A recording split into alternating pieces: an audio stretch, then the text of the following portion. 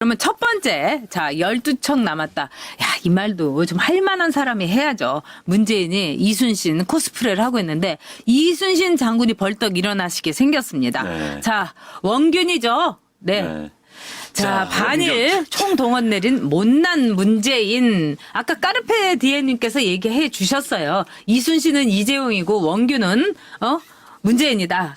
아유. 저는요, 네. 이제 이순신은 영웅입니다. 저는 그렇게 생각합니다. 네. 근데 그 영웅을 지금 문재인 대통령이 호남에 가서 뭐 12척 남았다는 이야기를 하는 거 보고 저건 아닌데 싶었습니다. 너무 뻔뻔하지 않아요? 아, 그건 아니에요. 그건. 아니, 문재인 대통령이 12척 남았다는 것은 그럼 12척 남기게 된 원인 제공은 누가 있습니까? 지금 대한민국의 위기로 몰아넣는 건요. 본인 아닙니까? 그래서 제가 원균이라는 이야기를 해봤습니다. 원균이요. 이순신 장군을 실질적으로 몰아내고 7천량 전투에서 조선 해군을 괴멸시켰습니다. 정말 무방비 상태에서 일본 부대 야수를 받아가지고 공격을 당해서 부서졌습니다. 오늘이요. 7월 15일입니다. 7천량 전투가 7월 15일, 물론 음력입니다만 7월 15일에 벌어진 바로 그날입니다. 오늘이. 원균이 조선 해군을 완전히 괴멸시키고 그 다음에 그때 배설이라는 경상 우도 수군 절도사가 12척의 배를 몰고 도피를 했습니다. 그 12척의 배가 바로 이순신이 명량해전에서 싸운 12척의 배입니다.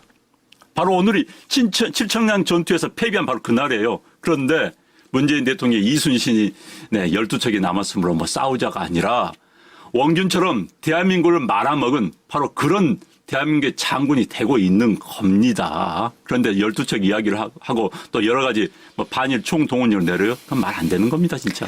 정말 이렇게까지 감성파리로 이 어마어마한 나라를 이끌어 간다는 게 기가 막힙니다. 정말 이 레스드라님께서 5년짜리 대통령이 5천년 역사의 나라를 다 말아먹는다 이러는데 김도영님 말씀 그대로 저도 욕이 나옵니다. 제가 참 욕 안 하는 사람인데 그럼요. 텔레비전에서 네. 문재인만 나오면 막 욕을 하니까 제 아들이 엄마 욕하지 말라고 나한테 그러면서 왜 요새 이러냐고 그럽니다. 근데 이번에 보면은요. 이 항일 의병을 일으키자고 최재성이라는 사람은 얘기하고 또 이 김현종 이분 참 이 영민하고 똑똑한 분인데 그쪽으로 이렇게 흘리다 보니까 섞이다 보니까 어쩔 수가 없나 봅니다. 이 국채보상운동 얘기를 하고 금모으기 이거 얘기하는데 네. 금모으기까지는 좋습니다. 이분이 홍대 교사 했을 때라든가 일대가 금모으기 운동했으니까 뭘 보긴 했겠죠. 근데요, 이 김현종 이 안보실 차장은요, 우리나라에서 초등학교 3학년, 4학년 때까지밖에 안 다녔어요. 그리고 그 나머지는 다 미국에서 미국사를 공부한 사람입니다. 네. 이분이 국채보상운동 얘기하는 건 누가 이건 다 써주고 지금 여기에 대해서 얘기를 하라 이렇게 하는 건데 지금 청와대가요, 정말 도대체 이게 말이나 됩니까? 지금 이렇게 개명한 시대에 국채보상 운동하고 제가 볼 때는 한마디로 이건 뭐냐. 반일이라는 거를 이 껍데기를 가지고서요. 뭐 조국이고 다 이런 사람들이 어디서 내놓을 카드가 없으니까 이걸 내놓는 것. 네. 이만큼 이 사람들이 아무것도 할 게 없다는 거죠. 정말 이 사실이 저는 소름 끼칩니다. 그러니까 자, 우리 역사적 사실을 따져봅시다.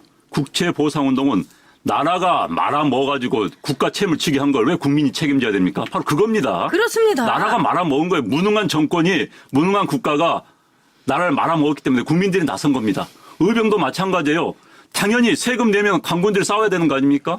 관군들이 말아먹고 나라 말아먹으니까 일반 백성들이 나라 지켜서 나선 게 의병입니다.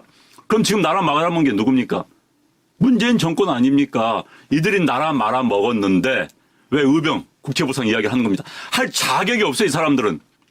민간에서 우리 같은 재해에 있는 사람들이 국채보상 한다면 그럼 우리는 박수 칠만 해요. 왜? 이 정권과 관계가 없기 때문에. 근데 자기들 입으로 국채보상, 자기들 입으로 의병, 정말 철면피들이나 할 수 있는 이야기예요. 어떻게 국민들한테 자기들이 나라 망쳐놓고 난 다음에 자, 너네들 빚 갚어. 내가 나서라고. 너네들이 총 들고 나와. 나서라고. 이게 가능한 이야기입니까? 그 이야기 입이 10개도 할 수가 없는 이야기예요. 그건 야당에서 좀 우리 같은 지하에 있는 사람들이 할 수 있는 이야기를 자기들이 뻔뻔히 내놓고 하는 거 정말 뻔뻔한 사람들입니다. 이 이낙연 씨가 무슨 일이 있을 때마다 뭐 못난 이낙연, 뭐 못난 뭐 이런 데는 겁니다. 그게 이제 못난 문재인에서 이제 차용을 해 갖고 온 거죠. 그런데 진짜 이거는 못난 문재인입니다. 그러면서 이 모든 것을 우리 국민에게 다 떠넘기고 저는요 금모으기 운동에다가 무슨 국제보상 운동할 때 저는 부르르 떨었어요. 그러면서 일본 맥주 마시지 말자. 일본에 여행 가지 말자. 일본 그런 거 하나도 두려워하지 않습니다. 중국 사람들이 와갖고요 일본을 쓸어 가가지고요 일본 사람들 한국 사람 안 와도 다 괜찮다고 합니다. 그런데 지금 상황에서 아베의 의도에 대해서 그대로 휘말리고 있는 거예요. 아베는요. 맞습니다. 참여한 선거용의 액션이 아닙니다. 지금은 한국의 그 안보, 특히 한미일 동맹의 이 삼각축에서 한국을 완전히 이제 빼게 하려고 하는 겁니다. 그러면 이 동북아에서 아베는요 영웅이 되는 겁니다. 왜? 결국은 아베는 힘이 있는 사람이 영웅이 되니까 더구나 아베가 일본의 그 평화헌법 구조라든가 아베를 마치 도와주는 완전히 발벗고 나서는 게 누구냐? 바로 문재인입니다. 그러니까 문재인이 말로 최고의 친일파고 최고의 아베에 말하자면 백업을 해주는 거죠. 아베가 지금 웃고 있을 겁니다. 여기 아베도 웃는다, 뭐 김정은이도 웃는다, 시진핑도 웃는다 다 말씀을 올려주셨는데요. 지금 제일 문재인이 이쁜 사람이 누구겠습니까? 제가 보기엔 아베일 겁니다. 내년 총선 때 네. 이걸 주제로 나올 겁니다. 네. 일본이 좋으냐 싫으냐. 일본 좋으냐 싫으냐 문제가 아니에요. 그렇습니다. 현실적으로 대한민국이 어떤 정책이 대한민국에게 우리의 공동체 유리한가 이 문제입니다. 그런데 네. 이 문제는 빼버립니다. 합리적 선택을 할 수 있기 위해서는 이 질문을 던져야 되거든요. 이 질문이 아닙니다. 너 일본이 좋아 싫어. 아마 현재 야당 의원들한테 그렇게 질문을 던질 겁니다.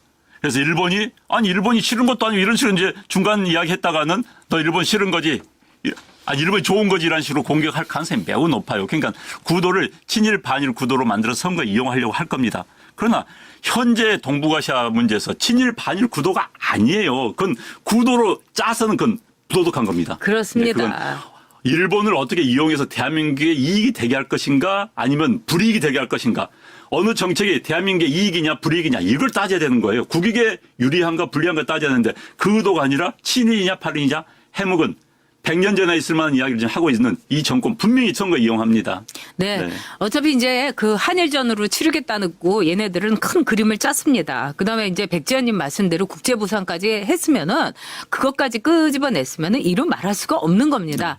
자, 지금 엔드기님께서 한국은 주변들 국가 사이좋게 지내야 됩니다. 이러면서 슈퍼챗으로 후원해 주셨습니다.